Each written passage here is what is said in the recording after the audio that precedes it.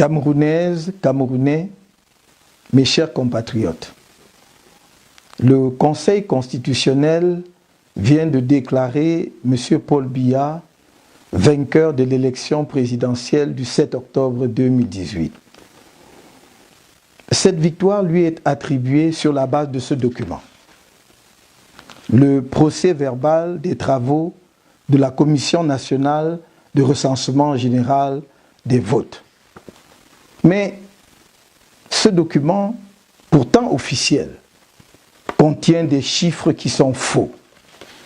Tenez par exemple, dans le centre, il est attribué à M. Biya 331 719 voix.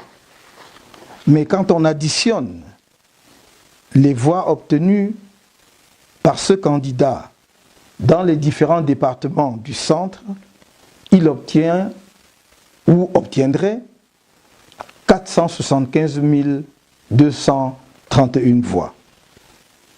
On attribue à Maurice Kamto, votre humble serviteur, 12 936 voix.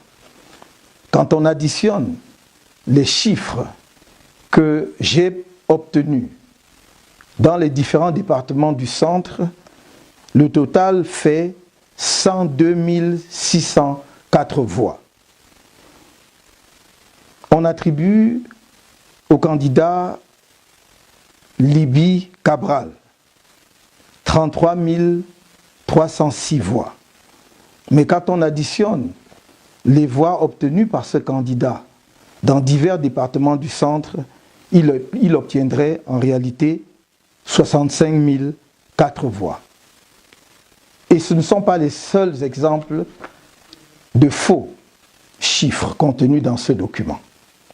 C'est dire qu'on ne peut pas, aujourd'hui, sur la base des résultats sortis des urnes le 7 octobre 2018, proclamer M. Paul Biya vainqueur de cette élection. On peut d'autant moins le faire que nos propres chiffres consolidés donnent les résultats contenus dans ce document que, bien entendu, nous mettrons à la disposition du public. Et suivant la compilation que nous avons faite des chiffres sortis des bureaux de vote le 7 octobre 2018, les résultats de l'élection présidentielle sont les suivants. Maurice Kamto, 1 320 824 voix, soit 39,74%. Paul Biya, 1 278 514 voix, soit 38,47%. Cabral Libby, 349 423 voix, soit 10,51%. Yoshua aussi, 189 878 voix, soit 5,71%. Ndamjoya Adamou, 70 878 voix, soit 2,13%. Garga Aman Hadji, 1,75% correspondant à 58 248 voix. Difor Franklin, 23 687 voix, soit 0,71%. Serge Espoir Matomba, 19 704 voix, soit 0,59%. Akere Mouna, 12 262 voix, soit 0,37% des voix. Au regard de ce que je viens de vous présenter, je suis amené à faire la déclaration suivante. Camerounaises, Camerounais, chers compatriotes, l'élection présidentielle du 7 octobre 2018, à l'issue de laquelle vous m'avez confié la conduite des affaires de la nation pour le prochain mandat présidentiel, s'est tenue dans des conditions particulièrement difficiles. Elles ont été régies par un code électoral non consensuel contenant plusieurs dispositions favorisant les fraudes massives, organisées par une institution à l'indépendance douteuse et supervisée par un conseil constitutionnel dont la quasi-totalité des membres sont des militants du parti au pouvoir, le RDPC, tous nommés de façon discrétionnaire par le président sortant. À ce déséquilibre institutionnel s'est ajouté un climat sécuritaire délétère.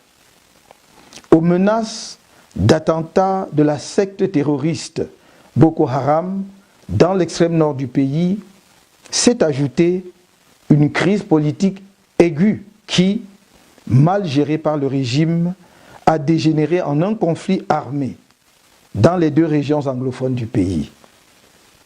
Aucun candidat n'a pu y battre campagne et les conditions de sécurité n'ont pas permis aux populations désemparées et abandonnées à elles-mêmes de participer au scrutin.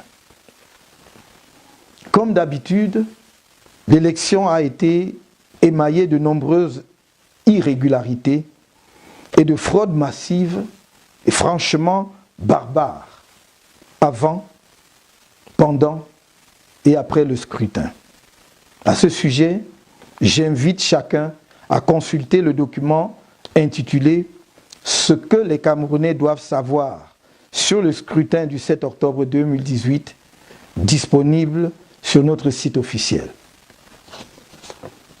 Durant les 2 jours d'audience au Conseil constitutionnel, concernant nos revendications, nous avons été en mesure de montrer à l'opinion nationale et internationale que les résultats de cette élection, que le pouvoir vient de proclamer à la faveur de M. Paul Biya, sont basés sur de fausses données fabriquées avec l'assistance d'informaticiens et de statisticiens à la solde du régime.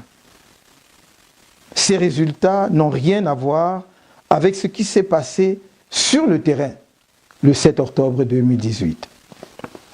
À cet égard, durant l'audience du 17 octobre devant le Conseil constitutionnel, alors que mes avocats exigeaient d'obtenir les originaux des procès-verbaux des commissions départementales de supervision des élections sur la base desquelles est effectuée la compilation des résultats, le président de la Commission nationale de recensement des votes a présenté 5 procès-verbaux sur les 32 demandés qu'il a refusé de produire à ce jour et qui sont du reste tous des faux. Sur 5 des procès-verbaux finalement présentés, 4 se sont avérés effectivement faux. Mes avocats ont également demandé les bordereaux d'émargement qui sont des documents annexés aux procès-verbaux des commissions locales de vote. Ces bordereaux d'émargement, détenus par ELECAM, constituent des preuves irréfutables pour déterminer ceux qui ont effectivement voté. Cette requête a été également rejetée.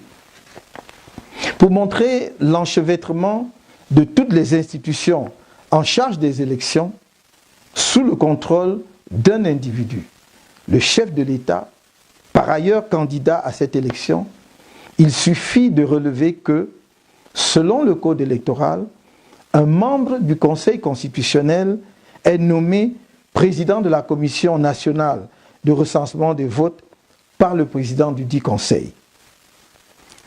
Ce dernier, ainsi que tous les membres du Conseil constitutionnel, sont également nommés par le même chef de l'État.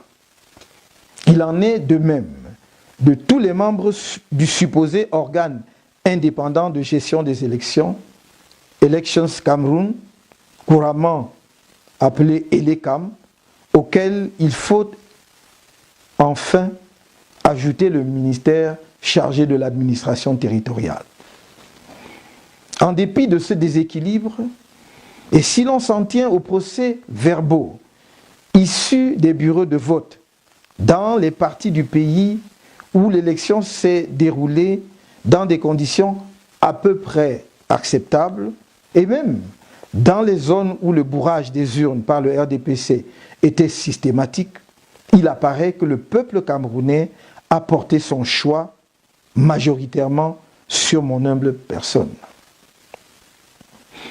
La coalition et moi-même continuons dès lors de revendiquer ma victoire à cette élection, conformément à la vérité des urnes au soir du 7 octobre 2018. Les résultats proclamés ce 22 octobre 2018 par un Conseil constitutionnel dont la crédibilité et l'impartialité ont été mises à mal lors du contentieux électoral ne traduisent nullement la volonté du peuple camerounais souverain. Au regard de ce qui précède, nous rejetons solennellement et catégoriquement ces résultats fabriqués et refusons de reconnaître la légitimité du chef de l'État ainsi désigné par ses obligés et non par les électeurs camerounais. Respectueux de la volonté du peuple, nous entendons assumer la mission qu'il nous a confiée. Dans cet esprit, nous attendons rester auprès du peuple camerounais et défendre avec lui sa victoire.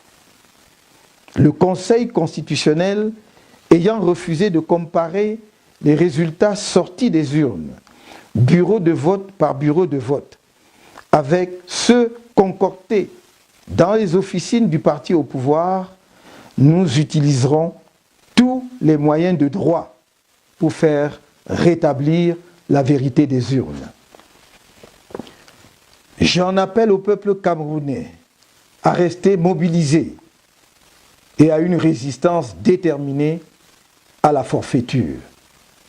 Vive le Cameroun!